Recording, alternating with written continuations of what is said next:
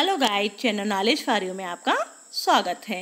Last video में हमने देखा था द फ्रेंच रेवोल्यूशन, जिसमें हमने स्टडी की थी कि 14 जुलाई 1789 में पेरिस सिटी में स्टेट ऑफ अलार्म था, है ना। और किस तरीके से पब्लिक ने जो वास्टाइल फोर्ट था उसे डिमोलिश्ड कर दिया था। और इसके साथ ही हमने यह भी देखा था कि पेरिस की कंट्री साइड में भी राइटिंग होने लगे थे और लोग क्या करने लगे थे, प्रोटेस्टिंग करने लगे थे, है ना। तो हमने लास्ट वीडियो में एक क्वेश्चन छोड़ा था, how and why did this happen. तो यह सब क्यों हो रहा था और कैसे हो रहा था, तो चलिए इसे डिस्कस करते हैं इस वीडियो में। French society during the late 18th century. In 1774, Louis XVI of the Bourbon family of kings ascended the throne of France. He was 20 years old and married to the Austrian Princess Mary Antoinette. तो यहाँ पर बताया गया है कि 1774 में Louis 16 बूर्बो family से जो बिलोंग किया करते थे वह फ्रांस के राजा बने, किंग बने। जब वह फ्रांस के किंग बने तो उनकी एज क्या थी, 20 ईयर ओल्ड थे, है ना। और उनकी मैरिज किसके साथ हुई थी, उनकी मैरिज ऑस्ट्रिया की जो राजकुमारी थी, जो प्रिंसेस थी, मैरी एंटोइनेट, उनके साथ हुई थी। जब लुई 16 फ्रांस के राजा बने, किंग बने, तो उन्होंने क्या पाया, उन्होंने पाया कि उनकी जो ट्रेजरी है वो क्या है, एम्प्टी है, खाली है। Upon his accession the new king found an empty treasury, है ना। तो उन्होंने अपनी ट्रेजरी को खाली पाया, अपने राजकोष को खाली पाया। ट्रेजरी मीन्स खजाना, राजकोष होता है ना। तो उनकी जो ट्रेजरी थी वो कैसी थी, खाली थी। और क्यों खाली थी, long years of war had drained the financial resources of France. बहुत लंबे समय से क्या हो रहा था, फ्रांस वार कर रहा था, युद्ध कर रहा था, जिसके कारण उसकी फाइनेंशियल रिसोर्सेज जो थे वो कैसे हो रहे थे, वो ड्रेनेड हो रहे थे। ठीक, तो और हाथ में क्या था, उसके साथ एक और प्रॉब्लम ये थी कि जो उसका वर्साइल था, प्लेस ऑफ वर्साइल था, है ना, मतलब उसका जो राजमहल था, तो उसका मेंटेनिंग में भी उसको क्या करना पड़ा था, खर्च करना पड़ रहा था। तो इस तरीके से जो लुई 16 थे तो उनकी ट्रेजरी एम्प्टी होने के साथ वो अब क्या करेंगे, और क्यों एम्प्टी हो रही थी, आखिर किससे युद्ध हो रहा था, चलिए इसे देखते हैं। Under Louis 16 France helped the 13 American colonies to gain their independence from the common enemy Britain. तो क्या हो रहा था कि जो अमेरिका था, तो अमेरिका का युद्ध हो रहा था, अमेरिका का वार हो रहा था ब्रिटेन के साथ। किसके साथ हो रहा था, अमेरिका का वार ब्रिटेन के साथ हो रहा था। तो जिसमें फ्रांस क्या कर रहा था, फ्रांस अमेरिका की हेल्प कर रहा था। उसने 13 कॉलोनीज को क्या किया था, इंडिपेंडेंस कराने में अमेरिका की हेल्प की थी। बस अमेरिका की हेल्प करने में क्या हो रहा था, तो उसके जो फाइनेंशियल रिसोर्सेज थे वो ड्रेनेड हो रहे थे। अब इस बार में, इस युद्ध में जो फ्रांस था तो उसके ऊपर उधार चढ़ रहा था, कर्ज चढ़ रहा था, है ना। तो the war added more than 10 यहाँ पर 10 पड़ेगा, 10 बिलियन लिबरेज टू अ डेब्ट that had already risen to more than 2 billion livres. तो यहाँ पर फ्रांस को क्या कर रहा था कि 10 बिलियन लिब्रे, तो उसके ऊपर उधार पहले से था, अब 2 बिलियन लिब्रे और भी उधार चढ़ गया। अभी लिब्रे क्या होता है, तो Libre means unit of currency in France, है ना। जिस तरीके से हमारी इंडिया की करेंसी को हम क्या कहते हैं, हमारी इंडिया की करेंसी को हम रुपया कहते हैं, अमेरिकन करेंसी को डॉलर कहा जाता है। तो ठीक उसी तरीके से उस समय पर फ्रांस की जो करेंसी थी उसे लिब्रे कहा जाता था। लेकिन क्या था कि 1794 में इस करेंसी को, जो लिब्रे करेंसी थी, इसे डिसकंटिन्यूड कर दिया गया था, समाप्त कर दिया गया था 1794 में। Lenders who gave the state credit now began to charge 10% interest on loans.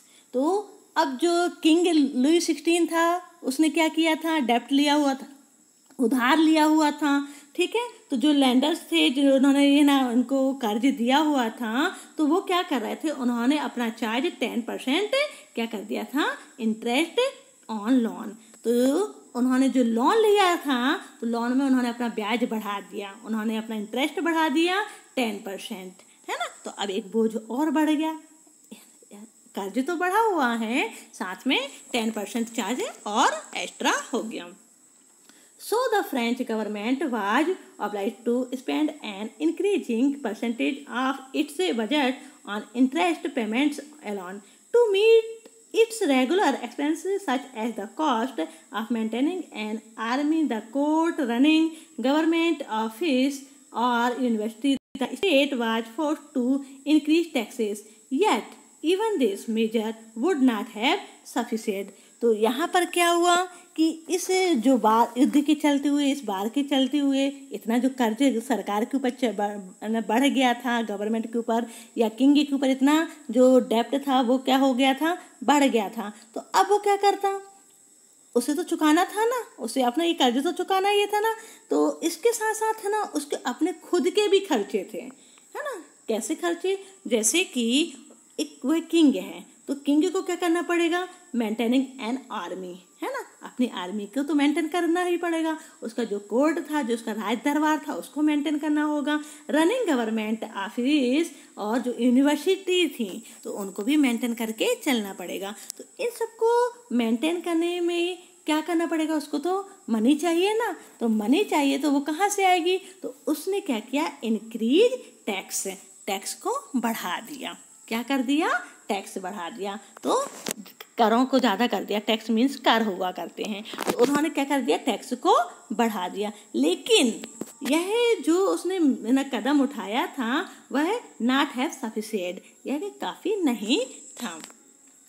France society in the 18th century was divided into 3 states and only members of the 3rd state paid taxes।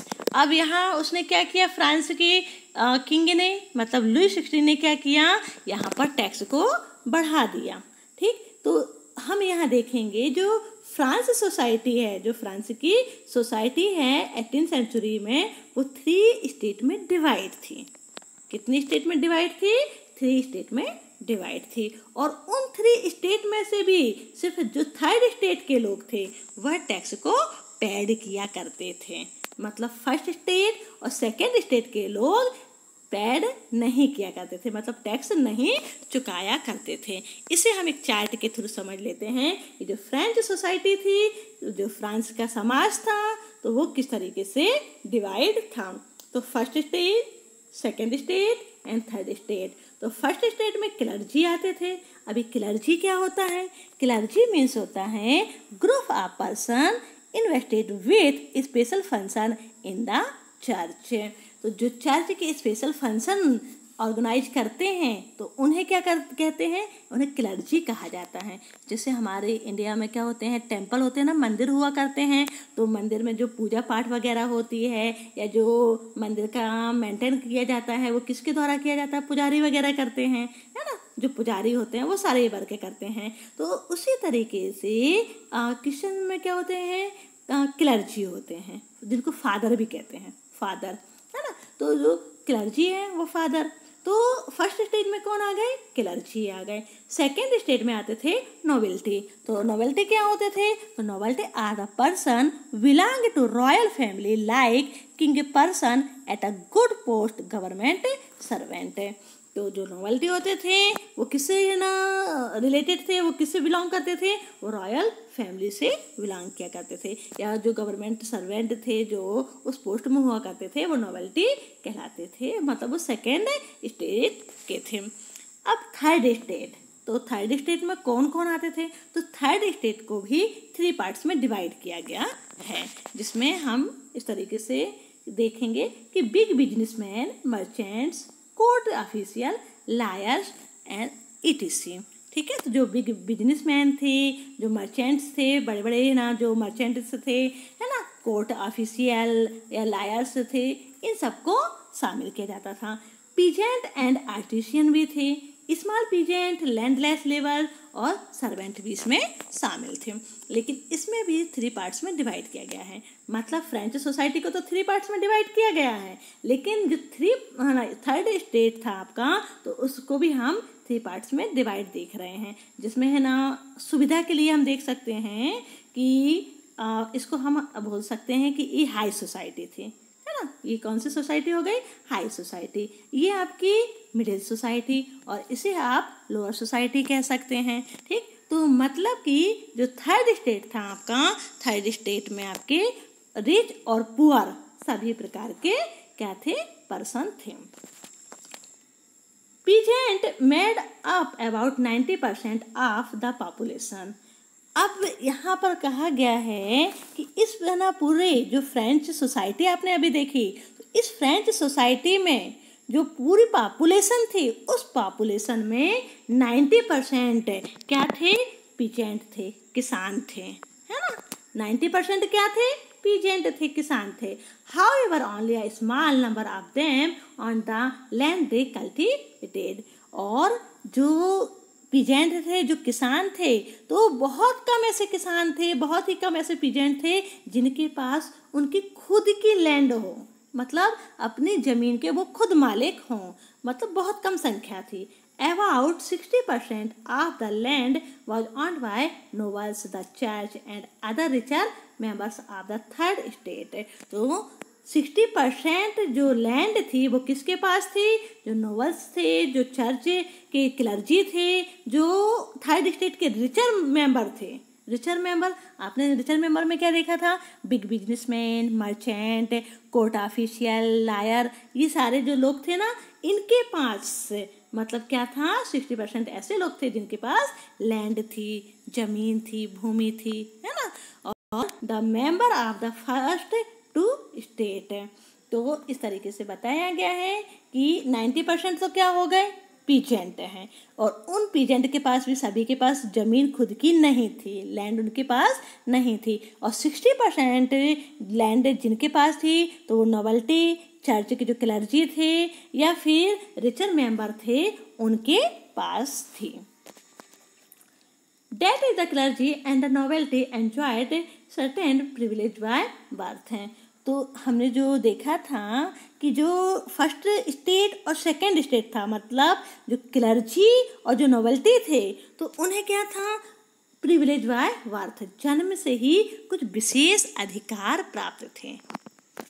क्या प्राप्त थे उनको? Privileges थे, मतलब उन्हें जन्म से ही विशेष अधिकार प्राप्त थे। तो ये कैसे विशेष अधिकार प्राप्त थे? The most important of these was exception from paying taxes the state. तो उन्हें विशेष अधिकार था कि जो स्टेट को टैक्स दिया जाता है, तो वो टैक्स वो पेड नहीं करते थे, उनको उसमें छूट मिलती थी। मतलब फर्स्ट स्टेट था जो क्लर्जी, और सेकेंड स्टेट जो थे आपकी नोबल्टी, ये टैक्स पेड नहीं किया करते थे। तो टैक्स कौन पेड किया करता था? जो थर्ड स्टेट के लोग थे, वही बस टैक्स पेड किया करते थे। तो these included feudal dues with they extracted from the peasant. Peasants were obliged to render services to the lord, to work in his house and field, to serve in the army or to participate in building roads। और जो peasant थे, तो उन्हें अपने मालिक के यहाँ क्या करना पड़ता था? उन्हें मालिक के घर में, उनकी ना फील्ड्स में वर्क करना पड़ता था, अपनी सर्विस देनी पड़ती थी। और साथ में उन्हें क्या करना पड़ता था? आर्मी, है ना, to serve in the army, जो सेना के काम होते थे वो भी उन्हें करना पड़ता था। मतलब जब भी ज़रूरत हो तो वो आर्मी में उनको एंटर किया जाता था, जाइए युद्ध कीजिए, लड़ाई कीजिए। और साथ में पार्टिसिपेट इन बिल्डिंग रोड्स है, और सड़क के निर्माण में भी उनको क्या करना पड़ता था? हेल्प करनी पड़ती थी। उसके लिए तो वो क्या थे? बिल्कुल बाध्य थे कि उनको यह काम करना ही करना है। The church too extracted its share of taxes called tithe from the peasant, and finally all members of the third state had to pay taxes to the state. These include a direct tax called tille and a number of indirect taxes which were levied in articles of every day consumption like salt or tobacco. The burden of financing activities of the state through taxes was borne by the third state alone. तो यहाँ पर बताया गया है कि जो church है ना, तो चर्च के थ्रू क्या किया जाता था, वो टैक्स लिया जाता था, है ना। तो जो चर्च टैक्स लेता था थर्ड स्टेट के लोगों से, तो उस टैक्स का नाम क्या था, टाइट था। क्या कहते थे उसे, टाइट कहा जाता था। इसे हम क्या कहते हैं, धार्मिक कर भी कह सकते हैं। और इसके बाद चर्च ने तो टैक्स लिया, तो चर्च के साथ साथ स्टेट जो हुआ करता था, तो स्टेट भी टैक्स लिया करता था। मतलब जो थर्ड स्टेट के लोग थे उन्हें दो प्रकार के टैक्स पेड करने होते थे। एक चर्च को पेड करते थे जिसे टाइथ कहा जाता है, और एक स्टेट को पेड करना पड़ता था जिसे टाइल कहा जाता था। जो टाइल होते थे तो वो भी टू टाइप्स के थे, एक डायरेक्ट होते थे और दूसरे इनडायरेक्ट टैक्स होते थे। डायरेक्ट टैक्स का मतलब होता है जो डायरेक्ट पेड किया जाए वो डायरेक्ट टैक्स हो गए। इनडायरेक्ट टैक्स वो हुआ करते थे जो कि जैसे मान लीजिए कोई ना कोई भी थिंग्स, कोई भी ना कमोडिटी आप खरीदते हैं, कोई भी वस्तु आप खरीदते हैं, तो उसमें उसकी जो प्राइस हुआ करती है, तो उस प्राइस में वो जो इनडायरेक्ट टैक्स हुआ करता है वो इंक्लूड होता है। जैसे कि मार्केट से आप लोग चिप्स का पैकेट लेते हैं, तो चिप्स के पैकेट में क्या होता है, जो उसकी प्राइस होती है मान लीजिए 10 रुपीज़ है या 20 रुपीज़ का है, तो उसमें जो टैक्स हुआ करता है तो उस प्राइस में पहले से इंक्लूड हुआ करता है। आपको क्लियर ही नहीं होता कि आपने पेड किया भी है या नहीं, है ना। तो इनडायरेक्ट टैक्स क्या होता है, जो हमें डायरेक्ट ना दे के हमें इनडायरेक्ट जो हम देते हैं, तो इसे इनडायरेक्ट टैक्स कहते हैं। तो इस तरीके से जो थर्ड स्टेट के लोग थे वो कितने टैक्स पेड करते थे, एक चर्च को किया और दूसरा उन्होंने स्टेट को किया टाइल, ठीक। अब जो इनडायरेक्ट टैक्स थे तो वो कैसी वस्तुओं पे लगाते थे, वो ऐसी वस्तुओं पर लगाते थे जो हम डेली रूटीन में यूज करते हैं, कंजप्शन लाइक साल्ट और टोबैको। तो नमक और जो तम्बाकू होती है ना, तो उसमें वो क्या करते थे, उस टैक्स को लगाया करते थे। जैसे साल्ट हो गया, तो साल्ट चाहे रिच हो चाहे पुअर पर्सन हो, है ना, तो सारे लोग यूज करते हैं ना, तो सारे लोग क्या करते हैं उसका यूज करते हैं। तो ऐसी वस्तुओं पे लगाया जाता था जो डेली रूटीन में हम यूज करते हैं। The burden of financing activities of the state through taxes was borne of the third state alone. तो इस प्रकार से जो स्टेट की जो फाइनेंशियल होता था, तो उसका मतलब पूरा बोझ किस पर जाता था, उसका पूरा बोझ थर्ड स्टेट के जो लोग थे उन पर जाता था, क्योंकि पेमेंट तो सिर्फ थर्ड स्टेट के लोगों को करना है ना। फर्स्ट और सेकेंड स्टेट के लोग तो टैक्स पेमेंट करने से टोटल फ्री थे, उनको तो पेड करना ही नहीं होता था। तो इस तरीके से हम देखते हैं कि आपकी जो 18th सेंचुरी थी, है ना, 18th सेंचुरी में फ्रेंच की जो सोसाइटी थी वो किस तरीके से थी। अब यहाँ पर आपकी बुक में कुछ न्यू वर्ड्स आए हुए हैं, तो उन न्यू वर्ड्स को समझ लीजिए। लिब्रे हम इससे पहले भी समझ लिए हैं। Unit of currency in France discontinued in 1794, ठीक। तो 1794 में से डिसकंटिन्यूड कर दिया गया है। Clergy group of person invested with special function in the church, जो चर्च में स्पेशल फंक्शन करते हैं उन्हें क्लर्जी या फादर भी कहते हैं। Nobility are the person belong to royal family like king, person at a good post government servant. Tithe a tax levied by the church comprising, तो ये किसके द्वारा लिया जाता था, ये चर्च के द्वारा लिया जाता था। 1/10 of the agriculture produce. Taille tax to be paid directly to the state, जो डायरेक्ट स्टेट को दिया जाता था उसे टाइल कहते थे। इस तरीके से आपके इस वीडियो में यहीं तक। नेक्स्ट वीडियो में हम देखेंगे द स्ट्रगल टू सर्वाइव। तब तक के लिए आप सभी को मेरा नमस्ते।